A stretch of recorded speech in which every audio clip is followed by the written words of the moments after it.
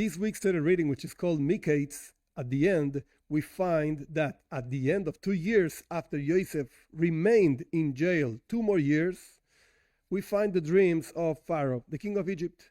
And famous dreams, he dreams of 7 fat cows, 7 lean cows, all of them coming out of the Nile River. And the 7 lean cows eat the 7 fat cows, and they don't look like they just ate 7 fat cows and so on. So this is part 1 of the dream. Part 2 of the dream is 7 ears of grain, very fat and good, and 7 lean ears of grain eating up. Exactly the same idea, eating up the fat grains, and they didn't look like having eaten the grain, the good grain. And this is basically the dream. Pharaoh called all the masters of his land, all the magicians and all these, these kinds of people to interpret the dreams.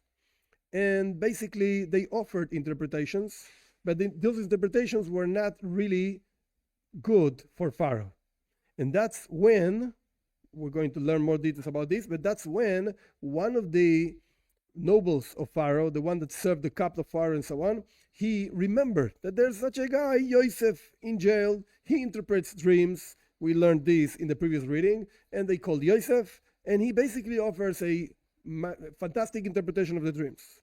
The 7 fat cows and the 7 good fat ears are actually 7 years. And then the 7 lean cows and the 7 lean ears are actually another 7 years. 7 years of abundance, fat cows, 7 fat ears. 7 years of famine, hunger, those are the lean cows and the lean ears. And it's going to be such a difficult hunger that it's going to, quote unquote, eat the 7 good years. And basically that's the interpretation of the dream. And then Yosef gives a counsel to Pharaoh. He says, you know what?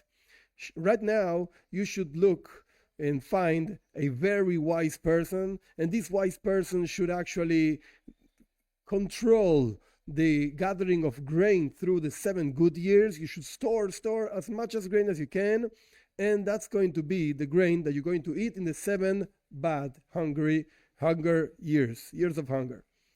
That's basically what Yosef says, and Pharaoh says, wow, such a great sage, such a great wisdom I'm not going to find anywhere. You're going to be the guy in charge of Eretz Mitzrayim, the land of Egypt.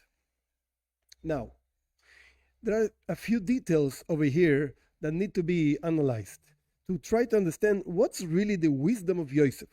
And why didn't the magicians of Pharaoh didn't think about this? If the cows were coming out of the river, we know that the Nile River is the source of sustenance for the whole Egypt. Egypt is in the middle of the desert, and there's just one river. From that river come all the abundance in Egypt of anything. So if the cows were coming out of the river, that means something has to do with abundance, with food.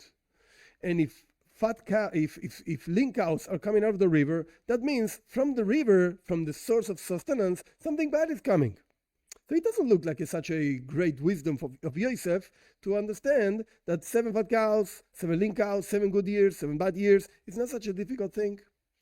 Our sages tell us that the magicians of Pharaoh, they offered basically 2 different explanations, and Pharaoh didn't like any of them. First explanation was, you're going to have 7 daughters, and then you're going to have 7 daughters passing away.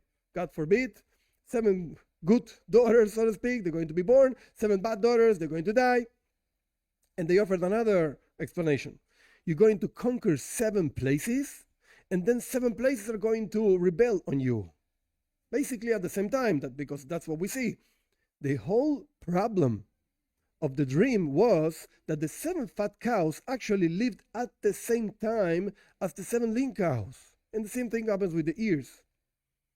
And basically, everybody understood it's just one dream. It's not just two things happening at the same time. No, it's just one dream. 7 cows, 7 ears, 7 cows, 7 ears. Everything is one thing. Furthermore, imagine a strange guy, a foreign guy coming out of jail, and suddenly he's giving advices to the king, to Pharaoh. Nobody asked you. You only talk to the king if the king allows you and asks you something. Otherwise, you shut up. And suddenly what we find over here, Yosef's giving advices. And Pharaoh was amazed by the advice. What's going on with this? So the explanation is as follows. The truth is that Yosef understood the dream, and the main point of the dream is the seven fat cows living at the same time with the seven lean cows. And the same thing happens with the ears. Yosef explains why 2 times the dream, because God is really hurrying himself up, so to speak, to actually make this happen. 7 years is going to start, 7 abundance years, and so on. That's why 2 dreams. Fast. That means fast. But the main point and difficulty that the magicians of Pharaoh found on the dream is things happen at the same time. That the king of Egypt could have 7 daughters are going to be born and 7 daughters are going to die. This could happen because they had many wives, and therefore might not happen much more than 14 daughters.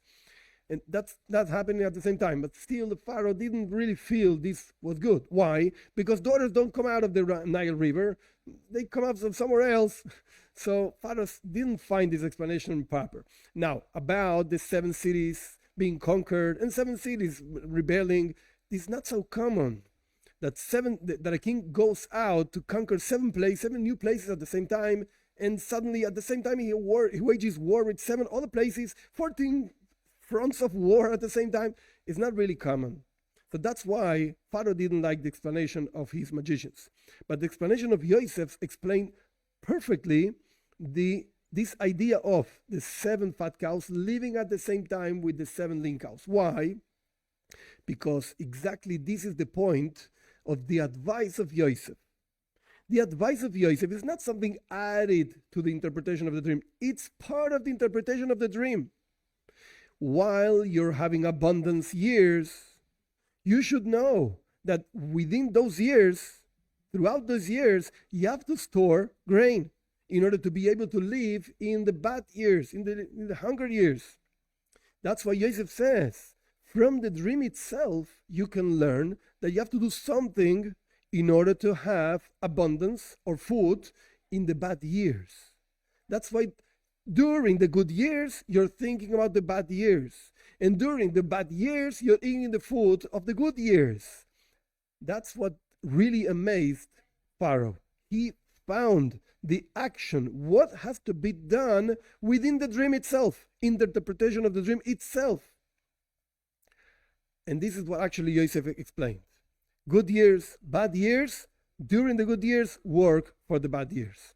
Now, what's the lesson for us out of all of this? One idea we could extract is the way we live right now, it is as if it was a dream. Actually, the Psalm says this. When God brings Moshiach and when God brings redemption and he's going to be revealed and so on, we're going to realize that we were like dreamers. So right now, we live like dreamers. What does that mean? What's a dream? A dream is a situation in which weird things really happen. Even our sages do say, an elephant going through the really small hole of a needle, that could happen in a dream. And the elephant continues being an elephant, and the needle continues being a needle, a small hole, and so on. And still, it goes through because it's a dream. The same thing happens to us in a positive way, so to speak. On one hand, it's a bad thing that we don't see godliness. But on the other hand, it's an amazing thing that even though we know who we are, and even though we know we could improve and so on, still, God gives us room to be in His world, and He gives us opportunities to turn ourselves into something better, to develop ourselves, to change, and so on. And that only happens in a dream, so to speak. Because even though we are as bad as we know and so on, we still have a chance to be better, to improve. So we have to learn from these dreams, both the dreams of the previous reading, the dreams of this reading, that God, through this exile thing, which is like a dream, is giving us a tremendous and amazing opportunity to grow and to connect with Him.